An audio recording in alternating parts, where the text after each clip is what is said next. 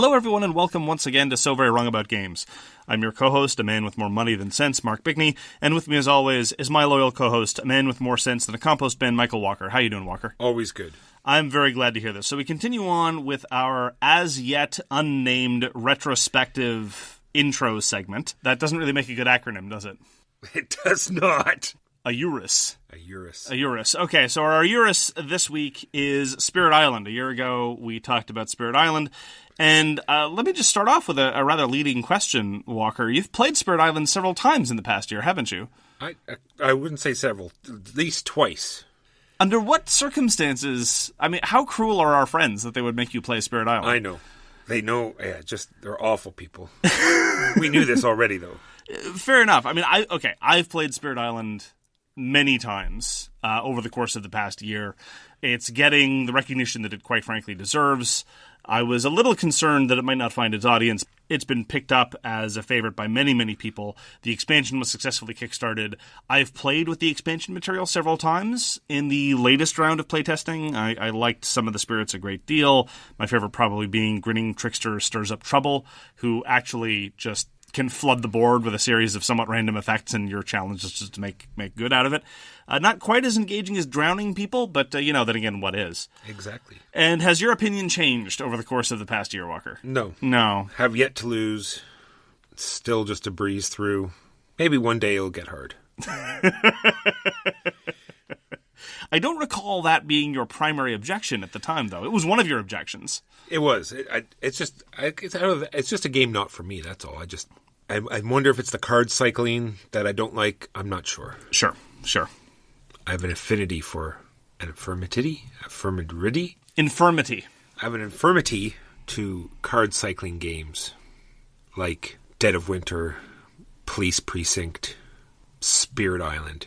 That's an interesting collection of games. Anyway, let's not rehash the reviews. Suffice to say that our opinions have not changed. And that's what we thought of Spirit Island then, and that's what we think of Spirit Island now. At any rate, this is a podcast about board games, which I possibly should have said before launching into talking about Spirit Island, but intros are difficult. Could have been like a traveling podcast. Come to Spirit Island. Find yourself. Find new people. So, this is a podcast about board games. We're going to talk about games we played last week. We're going to talk about the news and why it doesn't matter. We're going to talk about our feature game, which this week is Teotihuacan, City of Gods. And our topic for this week is, how far is too far for a board game? And just to give you a little bit of a presage for this is a series of embarrassing stories that I've prepared anyway. I don't know what Walker is going to contribute to the conversation, about dumb stuff that I've done to get a board game. And on that note, let us begin with the games we played last week. Walker, what did you have the pleasure of playing last week? Or displeasure, case depending. Well, everything was good. We got Gùgong out to the table yet again, so that's good. It's when we played a game multiple times in order to prepare it for a podcast, and we pull it out again even after the fact. It just means it must be a great game. Have yet to find a huge flaw in the game whatsoever, except for the fact that Jade is a sucker's game. Yep, we've seen every game someone seems to push for it, we've discovered, and it never pays off. But other than that, looks fantastic, plays fantastic, everyone always has fun. That is Gùgong. Got to play Quartermaster General Prelude again. I'm somewhat disappointed that once again you had you didn't have a chance to give this a shot. You were probably off doing something much less fun. This is yet another expansion to the Quartermaster General base game, this being the 6-player game about World War II. And it's really solidifying my opinion that Prelude is an excellent expansion that doesn't change the fundamental tempo of the game. Card play is still agonizing and everything still has a very serious opportunity cost in that you only play one card per round. But what it does is, in a very interesting, very rules-light way, skips some of the early boring build-up turns. And it adds yet more historical flavor. It adds a lot of the sort of historical events that really were the prelude to World War II, things like the remilitarization of the Rhineland, the Molotov-Ribbentrop Pact, all these kinds of things find their way into the Prelude game. And I was kind of leery about introducing Quartermaster General to new players because the way that we like to play Quartermaster General, or at least I do now, is with Prelude and with the Air Marshal expansion. And introducing new players to a game with 2 expansions already in can often be a recipe for disaster. But Quartermaster General works. It's an incredibly straightforward, accessible design. The only rules problems, and I think we mentioned this when we did our overall review of the Quartermaster General Series, the only rules problems that you have now are with people who've played multiple games in the system, and they start confusing the different supply rules. And I don't do that personally, but I'm usually at the table the one with the most experience with the system, and I certainly can't blame somebody whose only prior exposure to the system is Quartermaster General 1914 and think, okay, how does supply work in this one again? And that's eminently reasonable. But the Prelude itself, I'll repeat it, very good bang for your buck in terms of additional complexity. Doesn't add much to the playing time, especially because it jumpstarts those early rounds. And so, if anything, it keeps the game playing time roughly to parity. I'm really looking forward to showing it to you. I hope you'll get a chance to try it, because I really do think that it's excellent work. I'm also really looking forward to playing Quartermaster General the Cold War, which will be in our hands sometime after Chinese New Year.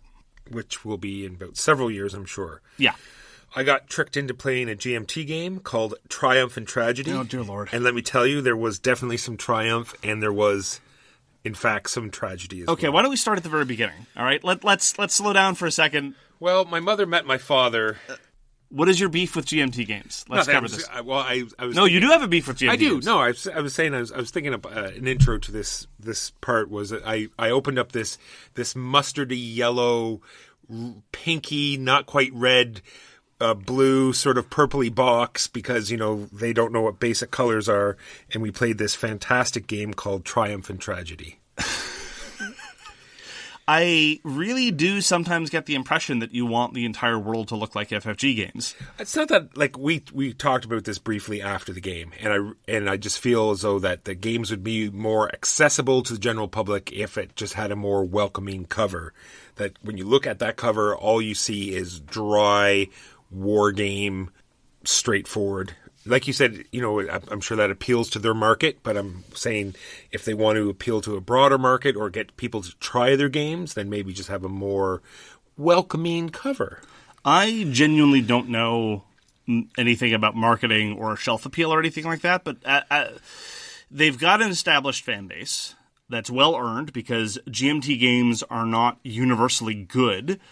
Their interior editorial policies are all over the map, and sometimes they have good developers working with designers, and sometimes they don't. This is, evident in the wildly disparate qualities of rulebooks and, how many living rules are required, et cetera, but I don't know how many people they really want to target with, impulse buys of Triumph and Tragedy. I don't necessarily know that it would work or be good for them long term. At any rate, I'm just hoping that maybe for the third edition, for Philistines like you, they can have a picture of Winston Churchill riding a unicorn, driving a lance into the heart of a dragon, and maybe that'll be good let's for go. you. Let's go totally the other way because that's what I'm talking about. Yeah, that's exactly. So what anyway, Triumph and Tragedy, in my opinion, is sort of Axe and Allies on steroids, or Axe and Allies advanced.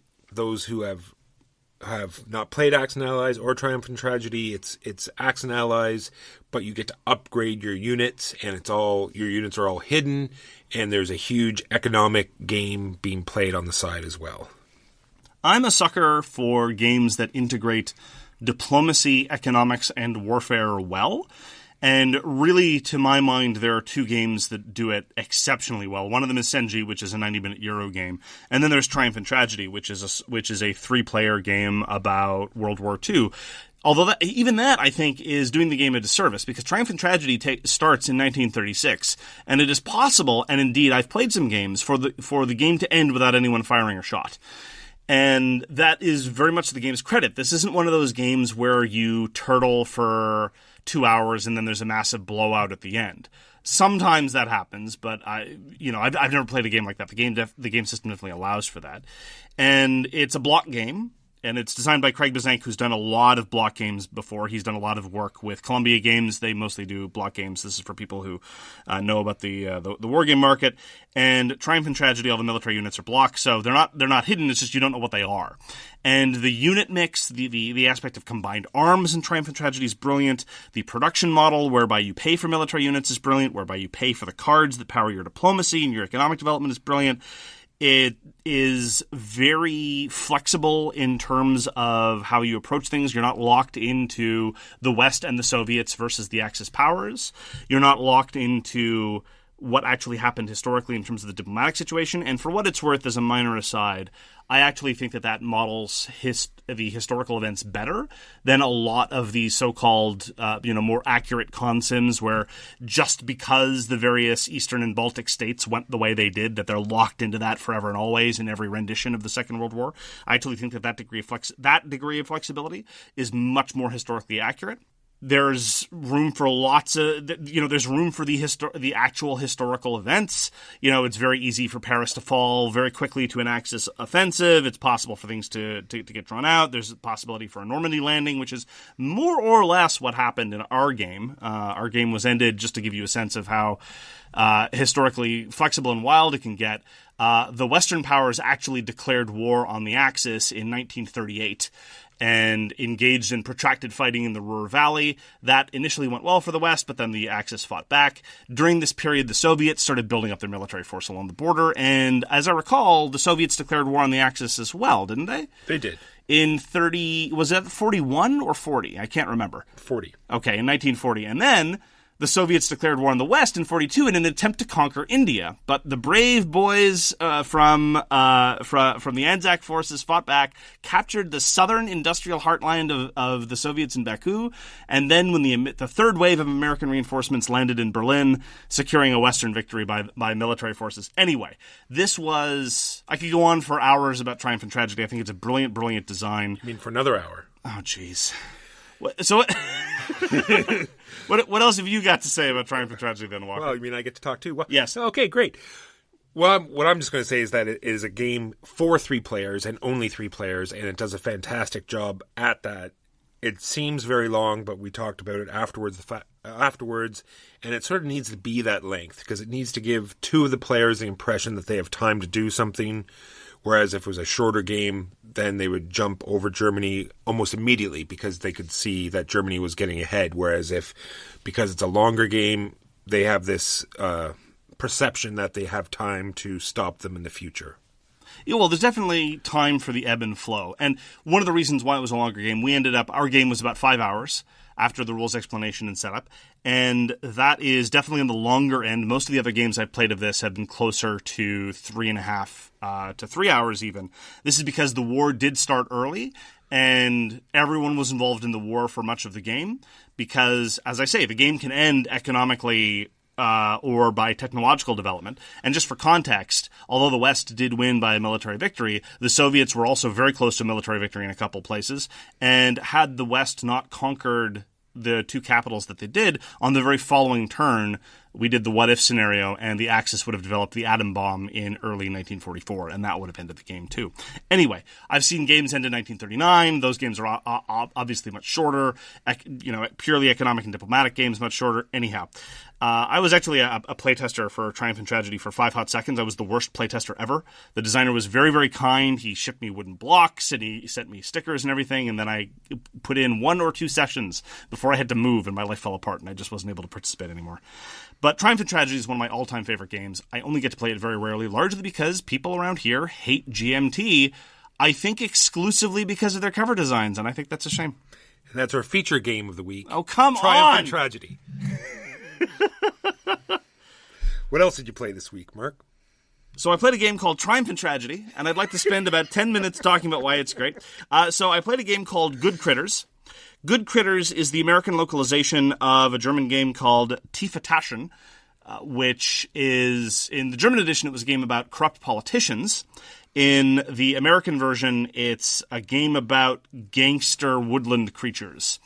I wish I could play the German version, for what it's worth, but Goodcritters was pretty good. It was kind of an elaboration on Cash and Guns, or some of the elements of Junta. If you've ever played the original Junta, Junta had a great mechanism whereby someone was in charge of divvying up loot, and then people got to decide whether they were happy with their cut. There was a lot more going on, but that was the core element that was cool, and Goodcritters preserves that. Yeah, it was all right. I mean, it's one of those social games where you have to decide to pick on somebody in order for it to start getting fun. It can get very boring and procedural if everyone's paranoid about making enemies and just trying to be fair and preserve their status. So you really have to, at some point, some turn, say, you know what? The person to my left, I'm just going to try to make them the enemy of the table, and I'm going to cut them out of the loot, and I'm just going to antagonize them and see what happens. And in that Aegis, it was okay. I think I between it and Cash and Guns, I'd probably give it the slight edge. Goodcritters was slightly better because it had a few return order problems, and it was slightly more fluid. But it doesn't have foam guns though, which is a bit of a problem. Nothing like pointing foam guns at your family members. It's true, and that was Goodcritters. All right, Mark and I got to play Heroes of Terrinoth. It is the new FFG implementation of Warhammer Quest, the card game, now that they've lost the Games Workshop license, and it's much of the same. It's not a game for me. It's perfectly fine. There's nothing wrong with it, but I did not enjoy it overly. Well, I'm sorry to hear that. Yeah, I'm not super jazzed about Heroes of Terrinoth. I think it's pretty good. I do think it is an improvement over the Warhammer Quest Adventure card game because in the latter game you had basically two options of how to play. You could either play the campaign game, in which you didn't get to access any better toys over the course of a given session, and there was this awkward paperwork element and sorting out cards and things like that, or you could play the self-contained Delve Quest, which was a cobbled together hash of a scenario that didn't really work very well. In Heroes of Terrinoth, at least, you now have designated points during an adventure where you can level up and choose upgrades. And I just prefer that model. The same way that Too Many Bones handles it. Forget an overall campaign mode. Just let people upgrade their toys over the course of a single playing and forget any element of paperwork. And so that's the key difference, I think, in terms of Heroes of Terrinoth. I really don't like the Terrinoth setting, but then again, I don't really like the Warhammer setting either, so that's a wash. But I do really like a lot of the work of Adam and Brady's Sadler. They're the people who did both Warhammer Quest Adventure card game and Heroes of Terrinoth. And I think it's good for another few plays. I think it's reasonably good for a laugh, and I'm sorry you didn't really enjoy it. Yeah, well, I think they did a great job of making all the classes feel like that class. Like we had the fighter who could coax everything in and attack, completely, and everyone else was a supporting character. Helped them untap and healed them up, and shot things at a distance. So I think they, everything is fine about it. It just seems to me like if you're doing like an adventure game, they seem to go a little bit light on the actual story and what you're actually doing and why monsters were doing. There wasn't that sort of like that flow of, this is happening because of something else. It was just sort of, you kept going through these actions, kill the monsters, get the new monsters, kill the monsters, and repeat. Sure. That does remind me, though, of one element that I think is really good, and that is if you have a full complement of 4 heroes in the game, in theory you can play with any number of heroes from 2 to 4. But I really do think that the game shines with 4, whether that's 4 players or 2-player controlling 2 each or whatever. The different classes, the way they interact with each other and the way they cooperate with each other in that way that they have class specialization. I think that's when the game is at its best, for what it's worth. Agreed. And that is Heroes of Terrinoth. So I got my copy of the Estates in this week. You don't say. And we got to get a game together. I'm not sure if it played the same as I remembered it. I think it was just we only had the one playing, and I think some of the concepts were different. Like it plays very much differently than other games because it has a closed economic system where everyone gets all of the money of the entire game right off the beginning. It gets divided up equally, and there's no extra money added to the system. That just changes hands. Some people are going to get more money than others, and you really need to examine the board at the beginning of the game and find out, what cubes are going to score and what you need to do, and the fact that you lock down colors right at the beginning. So it's a sort of like, it has a whole bunch of, interesting new mechanisms that, I think some people found uninteresting and or weren't used to. I don't know if I'd call it new mechanisms. I mean, the Estates, after all, is a reprint of Neue Heimat, which is a relatively older game in the context of our constantly churning new release schedule. But the way I would characterize it is that it has a lot of front-loaded decisions. Some of your early moves are going to be by far the most consequential because it's in your very early moves that you're going to decide what colors you're going to score. And as a function of those early decisions, whether you make good ones or bad ones, you might end up in circumstances later on where you have a lot of forced plays, where more or less, no matter what you do, something bad is going to happen to you. And it's really a question of trying to figure out how to exert the auctions to either minimize the bleed or set yourself up for future actions, which can be more consequential.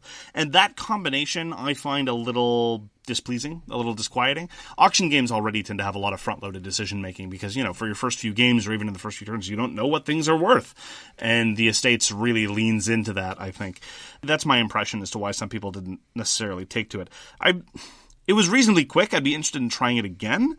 But I do have to say that for punishing auction games, I can think of alternatives that I would prefer.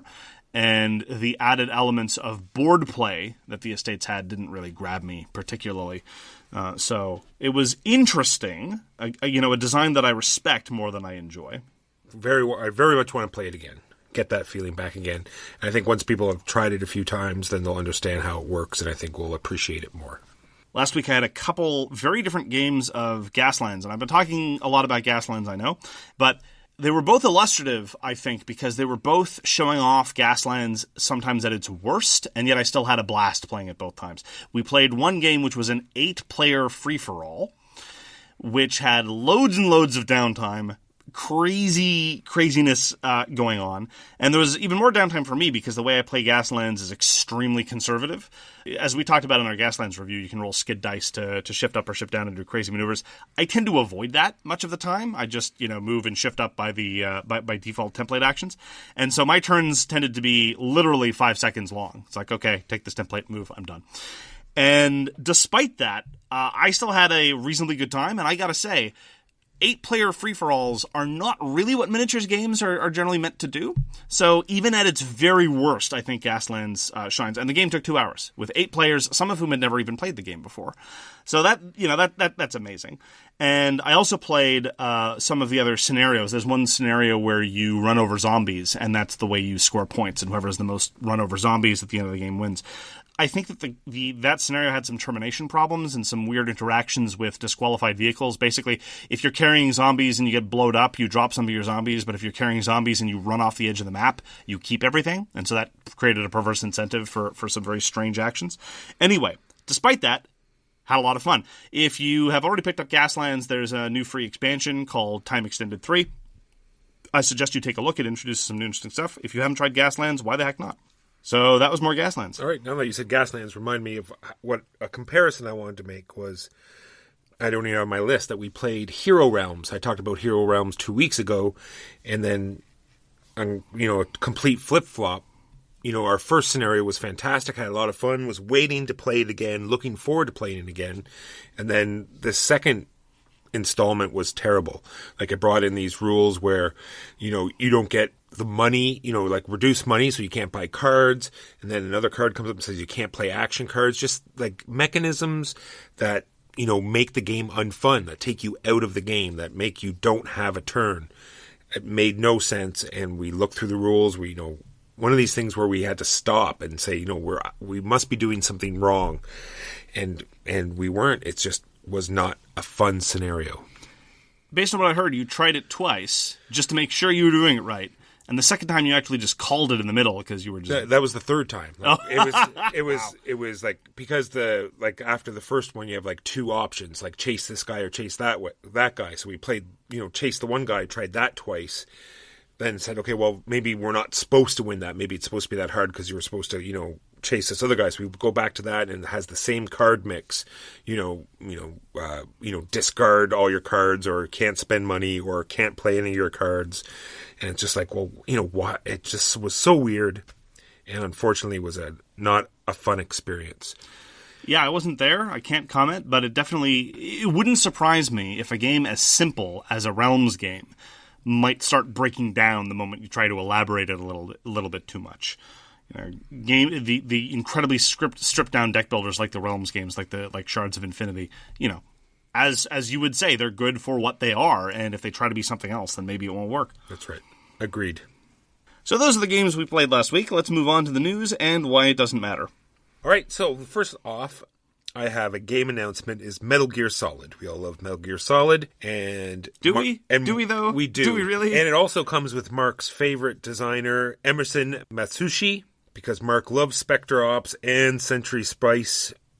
And I'm sure this is a game that we're all looking forward to playing. Although I like those games, and I like Metal Gear Solid, so this is a game that I'm actually looking forward to see how it plays out. Who's putting that out? Yeah, it's a game being put out by IDW. Okay. Well, we're no longer in the era of all licensed games being terrible, so... We'll have to wait and see. Will the board game version of Solid Snake be voiced by David Hayter or the new guy? Maybe the new guy. Okay. On to another game. I'm not sure what this expansion is for, but it rang a bell, so I wanted to bring it up. Maybe Mark would be able to fill me in a little bit more. It's a game called Terra Mystica. It's getting a new expansion. From what I read is that it was a game that was... It was sort of like the game that came before Gaia Project. Some people played it, but then they brought out Gaia Project, which was way better than this Mystica of Terra. And now it's getting an expansion, which I thought was weird. So I was wondering if you had any other information about it. Some people still prefer Terra Mystica. There are, insofar as Gaia Project and Terra Mystica are different games, those could theoretically be grounds for preferring one over the other. I don't share that preference, but I understand at least where it's coming from. The thing that I find weird is that, as I recall, the second expansion for Terra Mystica will not be compatible with the races of the first expansion for Terra Mystica. It's true. All kidding aside, I am looking forward to having more Terra Mystica stuff, even though Gaia Project is a superior game in all ways. But no, Terra Mystica as well, and I read the whole thing, that statement as well, and I don't understand why they would want to exclude some of that. Maybe they're just taking such a leap in a different direction that some of those abilities and things will, are in the way. So they're just going to make this completely separate and different. Sure. On the topic of expansion announcements, there is currently a Kickstarter running for a new expansion to Shadow Rift. The Shadow Rift expansion is called Boomtown. For fans of Letterkenny, I don't think they're referring to the Boomtown character in Letterkenny. I don't think there's a Fisky card either, but I might, to be frank, I'm of two minds about this, as I often am about such things. When I initially reviewed the second edition of Shadow Rift when it first came out, and I complained and kind of lost my temper about the absence of proper rules documentation for the new expansion content, the designer showed up and, to his credit, said, "Oh, this is an oversight. We're gonna, this was an unfortunate situation." He commented directly on the review, and since then, in the years since, the new expansions have not come with rules documents. They've introduced new card types, no rules documentation. This is presumably a cost-saving measure, so they don't have to include another type of printed element. And I've asked repeatedly the designer whether this new expansion will have any rules documentation, preferably enough rules documentation to cover the previous stuff as well, just to clarify how the new card types work and such. And so far there's been no answer, which I take to be a pretty clear no, that it won't. And this is a Game Salute gig, and Game Salute has received a lot of criticism in the past for a number of cost-cutting measures, and I can only assume that this is just another one. So do take a look at Shadow Rift. We both like Shadow Rift a fair bit. If you're in the market for a co-op deck builder, it's pretty good, but I'm a little disappointed in the continued policies they've got there. Yeah, they need to figure it out.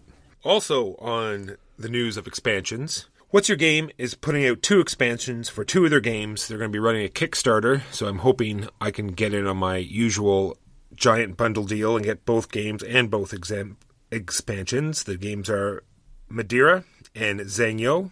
Once again, probably brutalized both those pronunciations, but I'm sure you could find them out there. I haven't played Zangyo, but I have played Madeira. Looking forward to getting that whole package and seeing what they've done with the expansion. And that is the news and why it doesn't matter. So let's move on to our feature game of the week, which is Teotihuacan, City of Gods. Yes, welcome to our first 2-hour installment of our 6-part review of Teotihuacan. Mark, throw it in our timeline. So this was designed by Danielle Tascini. I would just like to point out something with respect to the attribution on Board Game Geek. If you look it up on Board Game Geek, they will say that it was designed by Danielle Tascini and David Turksey, which is kind of sort of true, only insofar as David Turksey did some of the development work and he designed the solo version. But to the best of my ability to tell, the core game itself was not designed by David Turksey. So the attribution's a little bit scattered there. So Danielle Tascini is one of the Italian designers that we've been talking rather a lot about over the past few weeks. When we talked about Coimbra, we discussed the fact that there's this core group of Italian designers who collaborate a lot. And Danielle Tascini, when he has collaborated with Simone Luciani, designed Tzolk'in and Voyages of Marco Polo and Council of Four. And Voyages of Marco Polo is a favorite of us here at So Very Wrong About Games. Tzolk'in is very, very popular in lots of circles and very well regarded. Council of Four is probably the least well known of all those designs, but City of Gods was not designed in collaboration with any of his other longtime collaborators. It was designed exclusively by Daniele Tascini with, again, as we say, development work. This was put out by NSKN, which is an Eastern European outfit. And David Turksi, for what it's worth, is an accomplished designer in his own right. He was involved in Anachrony, which was a kind of interesting worker placement game with a post-apocalyptic theme. So he's no slouch himself. Just to the best of my understanding, he just didn't design the core game. So Walker, why don't you tell us what one does in City of Gods? In City of Gods, your village has a major chocolate addiction problem and has reached epidemic heights, to the point where your citizens will not go to work unless you feed them chocolate, and you can't show your workers favoritism, so when they get to work, you have to make sure they have enough chocolate to give all their co-workers as well. And guess what's for dinner? Chocolate. Chocolate everywhere. Yeah, no, my understanding was that the workers get to their work sites in the school bus, and the law of the school bus is if you bring any snacks, you have to bring enough for everybody. I guess that's the rule. So what you're actually doing in Teotihuacan is that at the beginning of your turn, you're deciding what you want to do with your workers. Because there's multiple things that you can do. You want to figure out if you want to do a group action, because when your workers are all together, they do a great thing. And if they're leveled up, they do even greater things. So do you want to get your workers leveled up first? You have to take into consideration, like we just said, how many workers are in the spaces that you want to go, and make sure everything is within your chocolate budget. And that's pretty well Teotihuacan. So the core element here is a kind of super rondel. So we've talked about rondels before. The central rondel mechanism, as I understand it, is strongly associated with a lot of the games of Matt Gertz, so like Antica or Imperial or Navigador or games like that, whereby there's a ring of action spaces, and you can move clockwise on this ring to do an action associated with some spot that is clockwise from where you were before. But the way it's handled in Teotihuacan is it is further complicated by the fact that you have some number of workers. At the start you have 3, you might get a 4th, that are occupying these spaces, and you can move any one of them. And if multiple ones of them end up on the same space, you get to do a stronger action. And on top of that, your workers can have various, let's say, strength. They're represented by dice. These are the kind of dice that you never ever roll. They start out at 1, and every time they do an action, most of the actions, one of your dice will tick up. So they can range from 1 to 5, because when they hit 6, something else happens, and we'll talk about that later. So the core action selection is kind of a rondel on steroids. How do you like the core action selection mechanism? I love it. Like I was going to say, all of the best worker placements, in my opinion, are dice worker placements. Because I just love this fact that you're moving your dice around, they get to level up. When they get to 6, they're going to do this thing called Ascension, more on this later, and they can team up, like you've already talked about, to do better actions. Everything about this system I enjoy considerably. I think it's very good as well. Most elaborations on rondel systems I haven't enjoyed. One example that comes to mind is Shipyards, which had, yo dog, I heard you like rondels, so I put rondels in your rondels so you can rondel while you rondel. And that just felt like too much. One of the virtues of many core rondel systems is that it adds some trade-offs and tempo considerations for different actions without being incredibly cumbersome. And at its best, Teotihuacan does give you that. There's this notion that, okay, I want to do this action now, but if I hold off and wait, I may be able to get more workers there or stronger workers there, or this action that I really want to do is too far away, so I have to worry about what I'm doing in the interim. All those good things come into play with respect to this additional element. And on top of that, there's the fact that any action you do has a cost associated with how many other workers are there. And so you talked about the cacao element, which is this kind of currency that you use to pay for your actions. At the best of times, if you show up in an action space where nobody is, you don't have to pay anything. But if you show up where other people are, or indeed where you have other dice, you do indeed have to pay. And if you run out, then you're kind of forced to more or less skip a turn, which is never particularly pleasant, but it does introduce interesting tempo consideration. Because that's in one of my bad points. I'll just reiterate that as well. You have to feed your workers to move them, and at the end of each turn, you have to feed them as well. And if you don't have enough, it's almost like you said, missing a turn. It's like, oh, I don't have enough. But I've talked about this with somebody. You almost have to, even though you have a ton of chocolate, if a if an opportunity comes up, because yet another choice you have is that you can go to a spot and just collect chocolate. It's almost the same, or cacao. It's the same addition almost as the cost, right? So you go there, you add up the color of workers, and you're going to get that much. So even if you have a lot, you have to seize the opportunity and say, oh, if I go take this opportunity now, I can get 5. And even though I have a lot now, I'm going to take that hit now, so then I'll have a ton, so I don't have to worry about it ever again. Yeah, if you're smart, you collect cacao when you don't need it, when the opportunity presents itself. If you're an idiot like me, you go desperately searching for cacao when you realize you desperately need it, and then you do it very inefficiently. And that's fine. That's a good trade-off of strategy. But can we talk a little bit about this whole notion of the cost of an action space versus the amount of cacao you get if you forego the action space? Because on paper, and this actually is going to be a recurring mild criticism I have of Teotihuacan. On paper, it's very, very simple. If you show up to do an action space, what you do is you pay cacao equal to the number of colors of dice that were there before you showed up. Or you can forego doing the action, and you get that much cacao plus 1. And indeed, I have no problem remembering the principle. But despite that, every time I've played, every player at some point, whether this was their first game or they've played several games, has had difficulty remembering how to apply it. Or not even difficulty remembering, has had some difficulty applying it. They look at the action space and they put the die there and say, okay, this cost me 3. Wait, no, it doesn't cost me 3. That costs 2. Okay, sure, fine. So it's one of those simple things that ends up being a little bit trickier than it needs to be. And this actually is going to be kind of a recurring theme about Teotihuacan. Clever and good, but a little bit trickier than it needs to be. And that being said, it might not be so much as it's tricky. It's the fact that you're already keeping track of 21 other things. Sure. So yet another mechanism, on top of it. Is it how many dice are there, how many colors, or how many pips, or whatever it is? What is it? Because I'm thinking about 4 turns ahead and all these other things, and I need to be constantly reminded on how this works. I respect that. It's just, it is striking. You have to concede. It is striking that everybody at the table at some point has a little bit of difficulty remembering how this core action paying works. Yeah, I have no problem remembering what to pay. My problem is I just forget to pay it. It's like I move there and I'm so eager to get the action done as I said, oh wait, I forgot to pay for the actual space moving there, and then I have to go back to do it. Sure. So why don't we talk a little bit about some of these action spaces?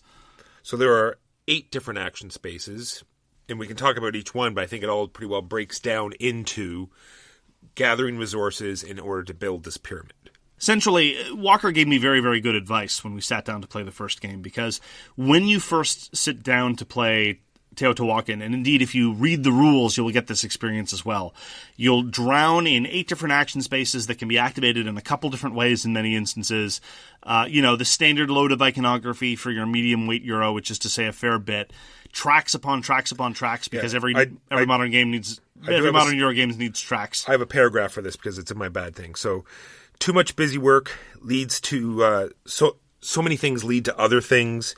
So many things to keep track of, like we just said. 8 different spaces to go to. 3 other tracks that you have track of, much like Gaia Project or Terra Mystica. Well, 5 tracks if you count the other 2. I was supposed to say Path of the Dead. Yep.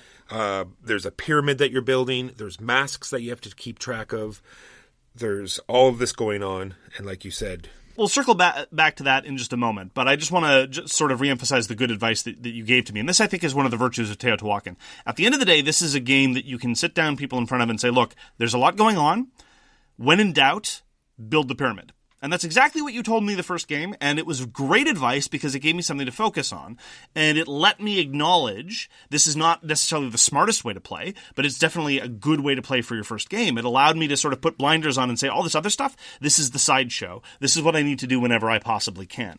And when there are lots of action spaces and tons of different goodies that you can collect, that's great for a new player. So the fact that it's amenable to that is great. And it's not always the dominant strategy, and it's not always the smartest thing to do, but it's a thing you can do. Circling back to your criticism about all this other little stuff. So I'm going to use a word that for many people is a little bit triggering. So here's a trigger warning for all you delicate little snowflakes out in Eurogame land. This game is pretty fiddly. And what I mean by that in this specific context is a single action that you do on the rondel can involve paying the resource for taking the action in the first place, paying a secondary resource for activating another element of the action space, which in turn gets you a token, which you can then cash in to advance on a track, which in turn triggers something else. Then you do the core action itself, which might have all these other further consequences down the line. And this is not the exception to the rule. A lot of actions end up being like this. And you can end up forgetting, did I score for this? Did I pay for this? Did I get this other resource? Did I do this other thing? And all of these involve, relatively subtle manipulations of very, very incremental things. And this sort of is exacerbated a little bit, and this kind of feeds into how daunting it can be on a first play, because winning scores in Teotihuacan are in the low triple digits, sometimes, approaching or in excess of 200. And so if you tell somebody, okay, if you go and do this action, it's worth a base of 3 points, that can be effectively meaningless. It doesn't feel like, a point-salady, point-mongering game like a lot of other games do, but the sort of signal-to-noise ratio can sometimes get a little bit out of whack. Yeah, I just want to go into the same sort of thing with new players, because it's you score 3 times and there's a multiplier, and it's a higher multiplier at the start turns. So for newer players, that's going to be a little harder to, wrap their heads around, because they don't understand exactly how the game's working or how you're going to get higher on these multipliers.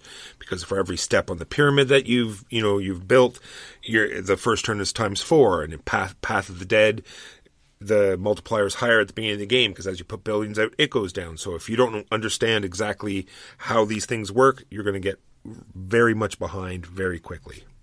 I think mostly, actually, the most daunting element is not so much that earlier points are worth more than later points, all things considered, because the pyramid points do start escalating as the pyramid gets higher and higher. If you're focused on a building strategy, which, again, I recommend for new players, later floors to the pyramid will give you more points than earlier floors of the pyramid. So that kind of helps a little bit with that. It's mostly just the quantity of iconography that's involved. And sometimes the iconography is not particularly helpful. It's consistent, but so some of the numbers on some of the tiles, some of the values that are sometimes consequential and sometimes not, are incredibly tiny and are printed in a shade of brown that very much approaches the background color of tan. This is on top of a board that's already pretty graphically busy. The action spaces, I think, were also laid out in a not particularly usable way, because there's not enough room on the action spaces for all these dice to just be sitting around, so you end up obscuring a lot of the information, you end up moving them around, and then sometimes you worry about whether the dice end up where they were supposed to be. Anyway, I think the game could have been more usable than it ended up being, and that certainly doesn't help for new players either. And this is on top of the fact that I think that the rulebook itself is very, very daunting for what can be a more straightforward game than it seems. Yeah, and then piled on top of this is that the turn mechanism is slightly odd as well. It's not just, set number of turns. It can be random as well. Every time, we've already talked about every time your dice ascends. This is, as you move your dice around the board, almost every action space lets you, turn your die up 1 more, which lets you do better actions. But once it hits 6, it does this thing called Ascension, where it pretty well dies. You go up the Path of the Dead, it goes to the palaces back to 1, and then you get a Benny of some kind. And then the last thing you do is you advances the turn track.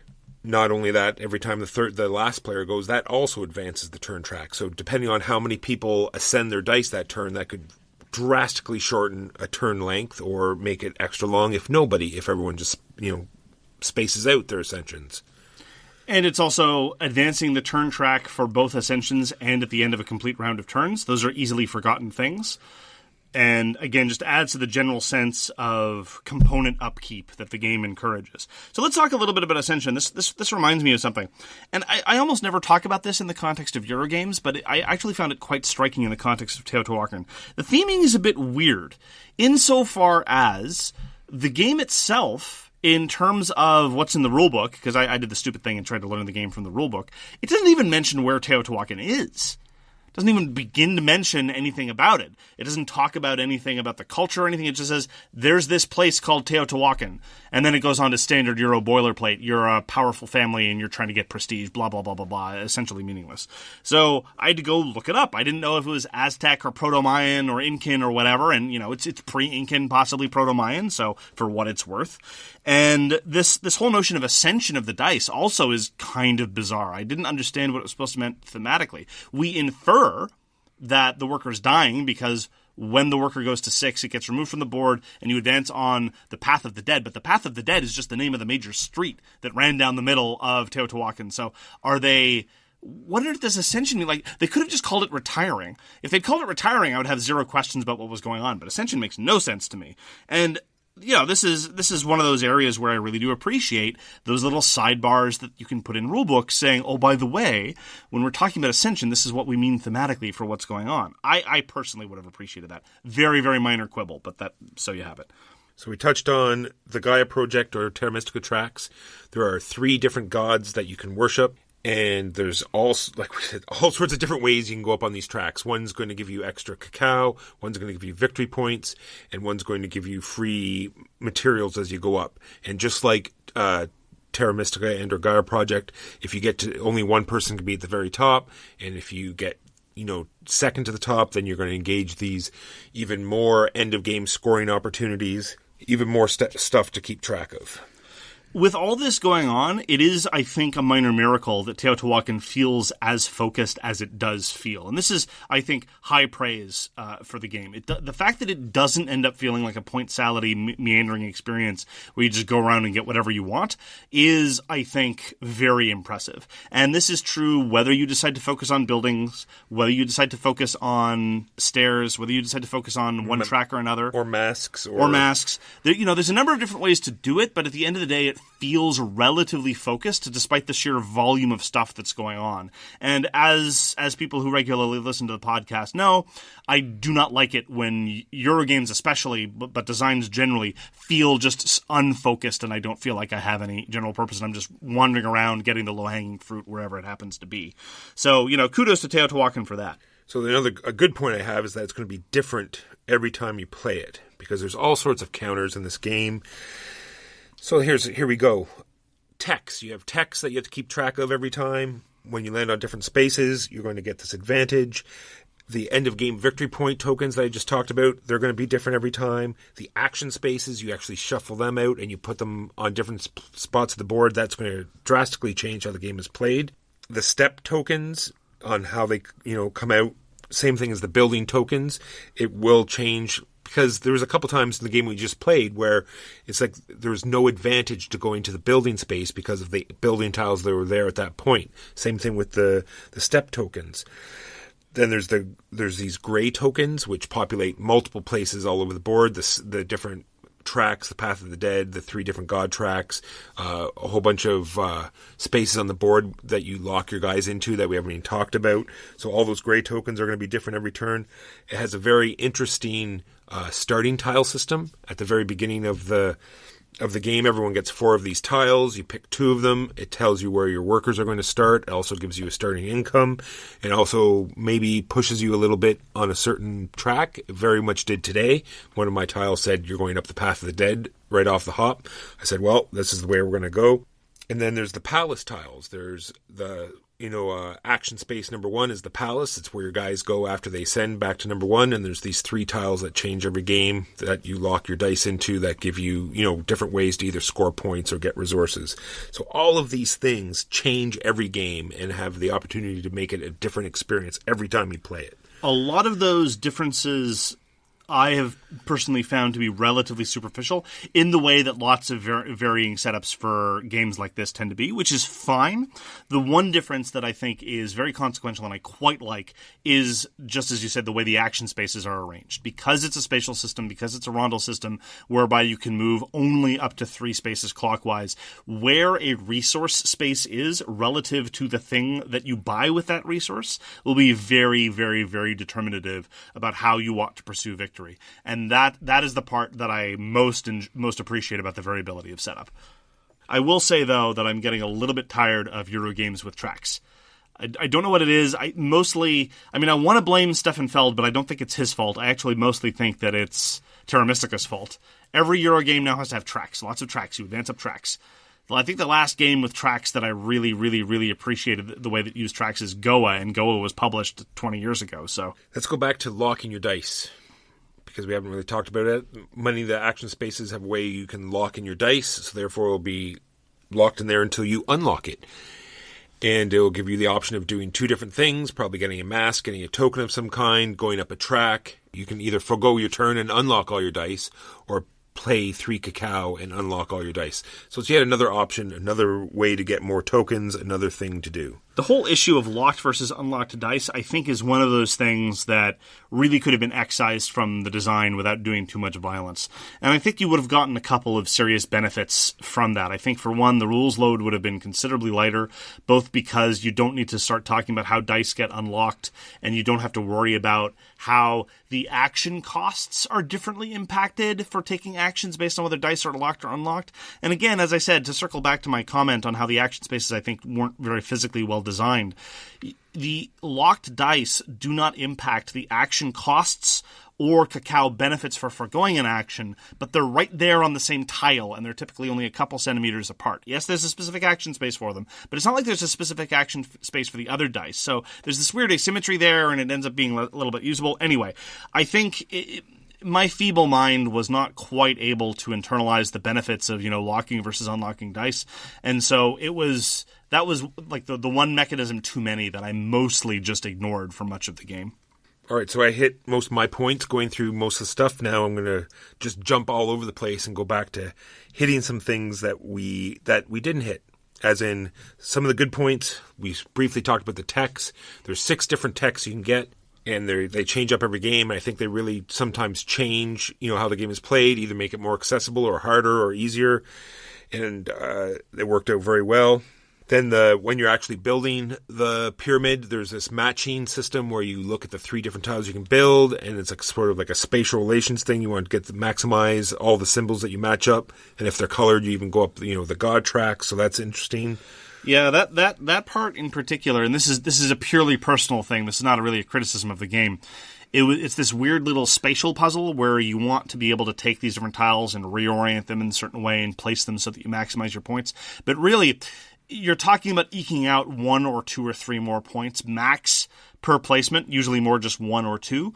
And the amount of mental work for me in terms of trying to exert that really didn't feel worth it. And so I just kind of gave up on trying to really maximize my benefit from that, mostly because I didn't want to make everyone sit and wait while I evaluated all the possible different things. If you really like tiling, where it's a question of eking out an extra little point by rotating this thing over here and shoving it over there, maybe you'll like it differently. But again, that felt like I was just awash in a sea of weird icons, and I mostly was just willing to say, I'm just going to do this one thing and go ahead and get out while I can. And then there's the mechanism that they use for when you're playing with less than 4 players. Now, they've used this sort of mechanism in many games. I've seen it used this way, but for whatever reason, I really feel it works well in this game. All you do is turn over 2 of those starting tiles that we've talked about.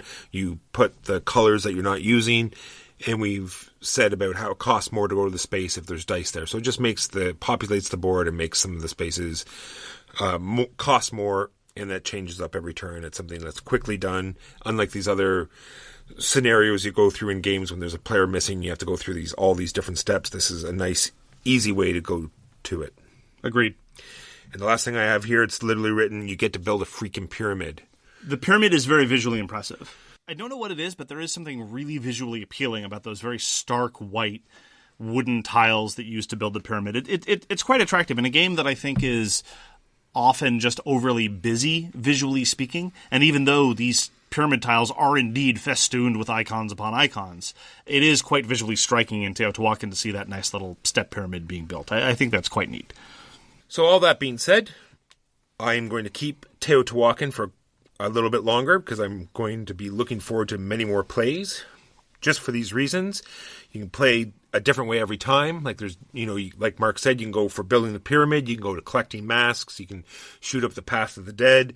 It's right in my wheelhouse where you can plan several turns ahead. This thing, where it's like I'm going to leave this dice here and then slowly slide the other ones around and do this like triple action, or you say, okay, here'll be a 4, here'll be a 5, and now you get planning ahead, and like we said, building a giant pyramid. I enjoy Teotihuacan. I will not object to playing it more in the future. I think it's a little overbaked. It's still pretty focused, but I think it's a little overbaked. It's got a little bit too much going on that doesn't need to be there. It's got a lot of little things to keep track of that are easy to get missed, but it is the case that the central action selection mechanism is really compelling, I think, and it is the case that that action selection mechanism is heavily impacted by the random setup of how the action spaces are distributed, and that really helps with the replayability. So I think that Teotihuacan is a very solid design, but I wouldn't necessarily call it top tier. And that is Teotihuacan from NSKN Games. Now on to our topic of the week, which is how far is too far. And I'm going to start off just with my worst one. Okay, I'm going to build up to my worst one. Because, I'm sure at the time I'd try to justify it many ways. I'm going to set the stage. Paint us a picture, Walker. I am. It's 2007. This is pre-Kickstarter. Were people even alive back then? They were. It was a rough time of dinosaur hunting and punch card pushing. No, it wasn't all this bad. But what there was our mutual love of Heroscape, I'm sure. And the new giant Heroscape expansion is announced. And it's going to be released at Gen Con. And here we are in Kingston. This is not a time where when a game is released, you get it 2 or 3 months after. This is a time when you might not see it at all. If not, it will be 2 or 3 years later. So I pack up the family with the justification that this is going to be a family vacation off to Gen Con. This is how I tried to justify it. While we're in Indianapolis, we'll go to all these different places and see these different things in the thriving metropolis that is Indianapolis. And while we're there, I might just happen to drop in at Gen Con and pick up our new Heroscape game. Oh, wow. But not only that, when I finally got to Gen Con and I get in the line to get my Heroscape, I see how many they're giving away and I see how long the line is and realize that after all of this 13-hour drive and everything else, I'm not going to be getting my Heroscape game. And some gentleman comes down the line and says, hey, I'm selling this Heroscape game for $50. I jump right in and say, yep, grab the game, and out the door I go with my new Heroscape box. Was it actually an expansion, or was it just one of the promos that they were handing out? No, it was the new giant box that they put out. Swarm of the Marrow? Swarm of the Marrow box, yeah. Oh, yeah, that was a solid standalone box. Yeah. Exactly. Well, at the time, okay, so I'm glad that you led with Gen Con, because I really think, so I'm going to be saying a lot of things that I've done over the course of the years, and I think for context, it's important to note that for some reason, if you go to a convention almost exclusively for the purpose of buying things, and I'm not saying that everyone who goes to conventions does so on those pretexts, but there are people who do, and there are people who do that sometimes, that's considered okay. But sometimes all these other one-offs that happen, that's just the act of a crazy person. But I went to Gen Con once. That was back when I already knew that I hated travel, and I'm using the word hate about travel here. And it's not just getting from place to place. People often assume that when I say I hate travel, it's that I hate flying or whatever. I don't mind flying. I don't like airports, but that's probably because I don't like police states. And I just hate being away from home. I'm that boring. I like my home. I like being home. I like being surrounded by my things and my toys and the people that I know, and I know where the toothpaste is, and I know where everything is, and all my stuff is there. It's where all my stuff is. Anyway, but I went to Gen Con almost exclusively to get to the new releases, because that's back when I thought that in order to have any kind of credibility on the interwebs, you had to be able to review the newest, latest thing. And of course, I was punished for this hubris by nobody taking me seriously, because if you don't like something, it must be because you just don't understand. So now I'm much more content with a more sedate release schedule, where I talk about not liking a game that's 2 years old, and people say that I don't understand what I'm talking about, because if I understood the game, I would like it. So yeah, I went to Gen Con largely to get things. That was stupid. It was a mistake. I don't think I'll be doing it again. I liked the people. The people there were mostly nice. It's very busy at Gen Con. It's very busy at Gen Con. and there's lots of lines there. Not only is a line to get into the main hall, but then when you get into the main hall, there'll be a line up to get your game, and then more lines to get out, and lines. Lines upon lines upon lines. But the same is true for what it's worth of amusement parks, and I don't mind amusement parks. Maybe if after I get my free promo, they put me on a roller coaster, I would enjoy gaming conventions more. It's true. This is probably not for broad appeal, though. One thing that I used to do all the time, back when I lived in Toronto, is there was a local. So there were a number of great local game stores that were within walking distance, but there was an online game store that didn't have a physical location yet, and they had this situation whereby you could pick up an order, very much like a lot of other brick-and-mortar game stores that have websites, but they didn't have a brick-and-mortar website, so you basically drove to this guy's house, and there were these windows where you could go pick up your game, and the windows were such that basically, thanks to the miracle of Toronto traffic, you got to drive in traffic and still have to show up at some guy's house at like 10 o'clock in the evening. So it was somewhat weird, but you got two benefits out of this arrangement. Number one, you got to save the $8 in shipping. Now, you pay $20 for gas, but you'd save $8 for shipping, and that's the kind of economy that I will always take because I'm an idiot. But more importantly, you got things sooner. You didn't have to wait for the delay of them packing it up and then mailing it across town. I mean, and also, to be fair, I got some really great games out of this arrangement. I got Assault on Doomrock out of this. I got Warfighter out of this. I got tons of great stuff. And then they opened their own store shortly after I moved away from the city, and so that was a shame. But that was a lot of driving. Also, while I was in Toronto, I drove for an hour to get the Polish version of Mysterium from an in-person trade. There was somebody who was trading it, and this was a couple of years, actually, before the American version got released. So not only did I get it sooner, but I ended up getting the version that I prefer. And he wasn't willing to ship, so I had to drive for an hour to do that. Don't regret that either. Still feel a bit like an idiot for having done it, but I still enjoy it. I made that sacrifice for a listener. They said how great Archipelago was. I found a person in Toronto 4 hours away, and I drove out to get Archipelago. I might have, picked up a couple of other games that were waiting for me there. But that being said, I made the sacrifice for our listeners to get a game. Well, no, this wasn't. But okay, I'm gonna call BS on this a little bit, because this isn't the case of a listener who said, "Could you please cover this game?" This was a listener who said, "This game is great. You should try it." Yes. This was selfish. This was fundamentally selfish, Walker. You weren't doing this for the listeners. Yes, I was. The other story I've already talked about before, but for those who haven't heard it, it was back. I think it was the very first, big out of not Axe and Allies new miniature game out there was Space Hulk, back when, I don't know, in the US they still write checks, but in Canada no one writes checks anymore. So, I wrote the check out, or got my parents to write the check out for $100, which was, I'm sure, about $300 back then, mailed it away, and, 6 weeks later, Space Hulk comes in the mail. Yeah, that was kind of like a sneak preview of what Kickstarter's like. Exactly. You have to engage in dodgy financial transactions for uncertain return, and maybe something will show up at some point and maybe not. In hindsight, not so bad. Yeah, I can't. For the life of me, I cannot think of how I got the phone number for the gaming store in some small town in the States. I do not know how I did that. How did anyone find out anything back in the day? I have no idea. Yeah, Maybe I got it from a White Dwarf magazine or something. I don't remember. Like a central directory of stores. Yeah. Oh wow. So, I mean, obviously, sometimes it's just money, right? This is necessary for contextualizing what we're talking about here.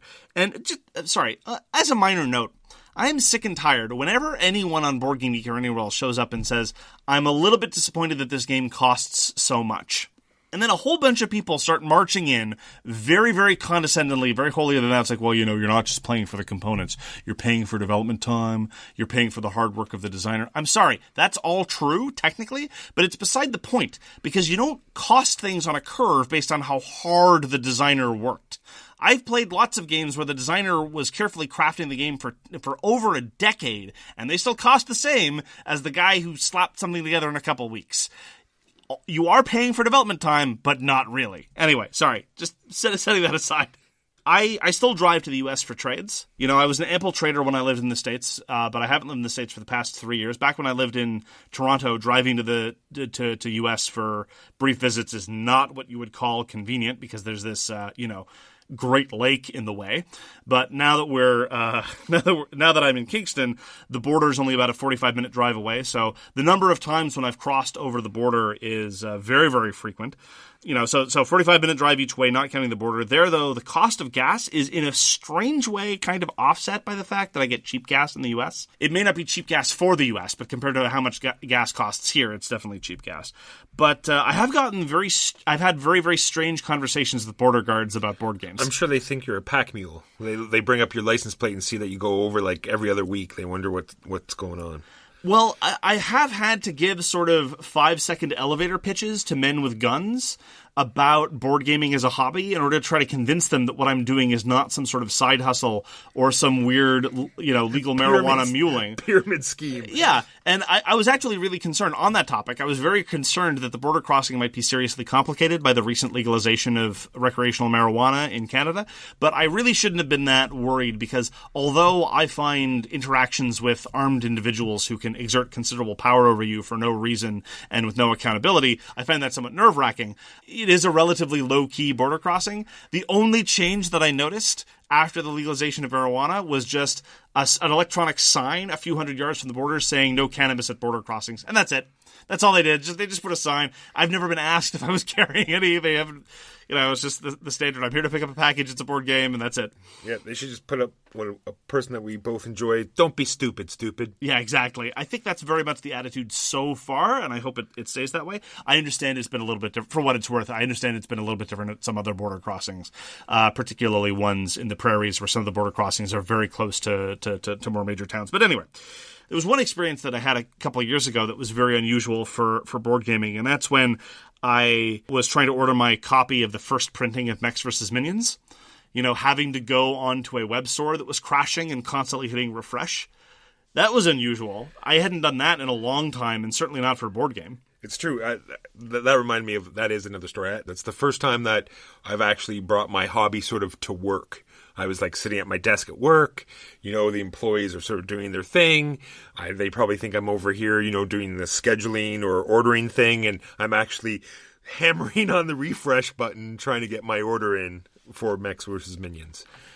I understand that a lot of people who were very obsessed with early birds for Kickstarters, back when Kickstarters used to do early birds, they used to do that all the time, right? They'd wait for the launch of the Kickstarter and hit refresh constantly so they could get the early bird discount. I never went in for that. I mean, I'll pay the extra $10 just not to have to deal with the hassle. But I am thankful that the whole early bird nonsense is kind of past.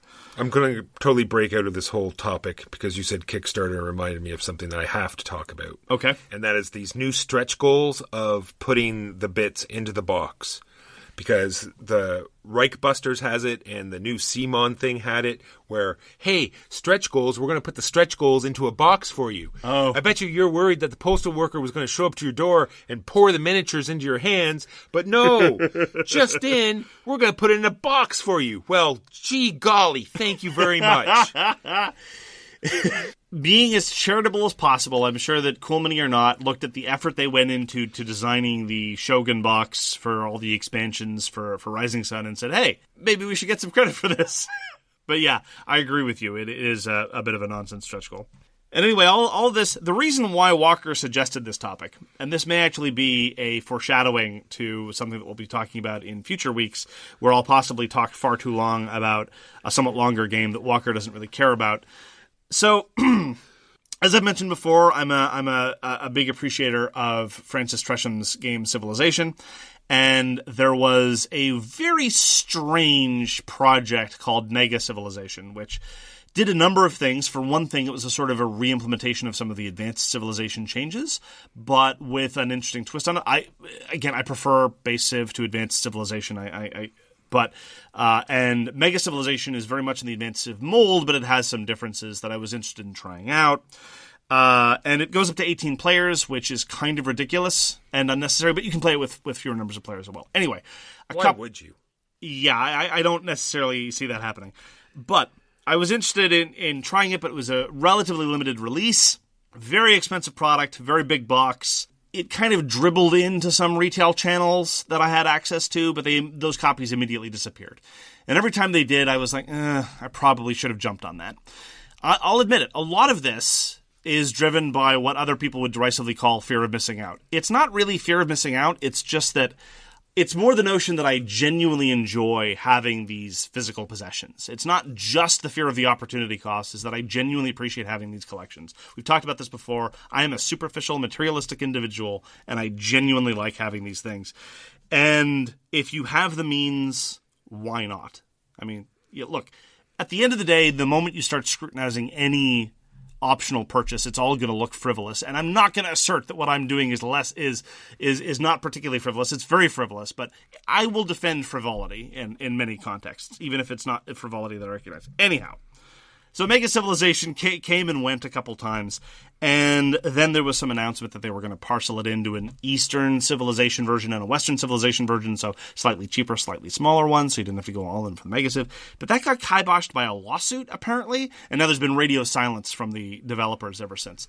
So when I was in a game store in Montreal a couple weeks ago, in a mall of all places, they had a copy of Mega Civ on the shelf, and I went, wait a minute, this might be my last chance. I thought about it for a while. I didn't jump on it at the time, partially because I'd gotten to that mall by public transit, and I did not want to carry a massive wooden box full of Civilization stuff back by public transit to my car, which was parked at a train station. I thought about it, and I gave them a call, and it was honestly the call on the telephone that cinched my decision that I had to go get this copy of Mega Civilization. I called, and this was in French, and many of you do not understand the language politics of Canada, and many of you probably don't care. And many of you don't understand what it is to be an Anglo-Quebecer and always have the sense of inferiority about the quality of your own French. But I call and I ask the person, this is all in French, I understand you have a copy of Mega Civilization, is it in English or French? And he goes and he checks and he comes back and he says, I'm sorry, sir, it's in English. And what this did was, just for context, this communicated to me his perception that I was a Francophone. And that made me feel good about myself. And then he said, but in consolation, I can tell you that it's on sale. And I was like, okay, I'm doomed. So all of this is to say that I did spend 6 hours in a car a few days ago just to go get a copy of Mega Civ and to spend some time in downtown Montreal, which is the city of which is my home city, and I did enjoy that. Did I feel stupid about it? Oh yeah. Do I feel stupid about telling you all about it? Probably, but I at least hope that some of you are crazy enough to understand why I did it and not judge me too harshly as a result. So that is, I think, even though Gen Con was more expensive and more time consuming, that at least, a convention atmosphere, it's slightly more acceptable. My trip to Montreal to get Mega Civilization is definitely the stupidest and the farthest I've ever gone for a board game. I'm looking forward to playing it, though. Are you really? Yeah, you're not just yanking my chain? And the 17 other people. It's going to be great. I thought you were being sincere for a half a second. It's Civ. I am actually looking forward to it. Yeah, no, we enjoyed our game of Civ. You guys liked it. And, exactly. I'd like to think that when it comes to longer games, the 3+ hour games, I have some degree of credibility for picking enjoyable ones that people like to play. That's why I'm looking forward to playing Axe and Ally Zombies. It's going to be fantastic. I'm sure, it's definitely going to be, in terms of favorite World War II games, it's going to be Triumph and Tragedy, and then Axis and Ally Zombies. Just definitely shoulder to shoulder. So that just closes up for our topic of the week, which could be subtitled Mark's Confessions. Thank you very much for joining us for So Very Wrong About Games. If you'd like to get in touch with us, you can reach Walker via his email, justrolledadice@gmail.com. You can reach me, Mark Bigney, on Twitter @TheGamesYouLike. For more public discussion, you can find the So Very Wrong About Games Facebook page, or you can check out our Board Game Geek Guild, which is guild number 3236. We read everything you send us, and we will get back to you if we can. Thanks again for tuning in, and we hope to see you again soon. Take care. Peace! You've been listening to So Very Wrong About Games, produced by Michael Walker and edited by Mark Bigney. Special thanks goes to What Does It Eat for generously allowing us to use their most excellent song, FOS, as our theme. You can find them at whatdoesiteat.com. You can reach us by email at soverywrongaboutgames@gmail.com or on Twitter @SoWrongGames. Thanks very much, see you next time, and always, try to be right, but remember you are so very wrong.